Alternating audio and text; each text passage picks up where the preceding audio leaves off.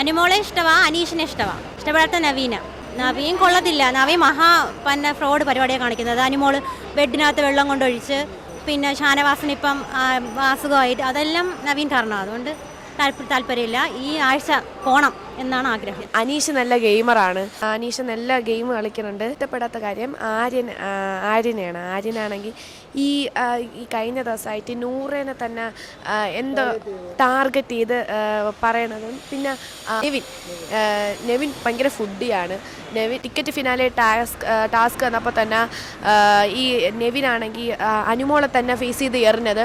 പിന്നെ ഇന്നലത്തെ കാർ ഗെയിമിനാണെങ്കിൽ തന്നെ ഈ നെവിൻ ഔട്ടായപ്പോൾ തന്നെ അനുമോൾ എന്തോ അങ്ങ് പറഞ്ഞപ്പോൾ തന്നെ ഈ നെവിനാണെങ്കിൽ അനുമോളുടെ ബെഡ്റൂമിൽ പോയിട്ട് അവളെ ഡ്രസ്സിൻ്റെ ഇത് തുറന്നെടുത്തിട്ട് ഇറിറ്റേറ്റ് ചെയ്യണ രീതിയിലാണ്. അങ്ങനെ കുറേ സംഭവം ഉണ്ടായിട്ടുണ്ട്. എനിക്ക് തോന്നണത് അനീഷ് എന്നെ കപ്പടിക്കുമെന്നാണ് തോന്നണത്.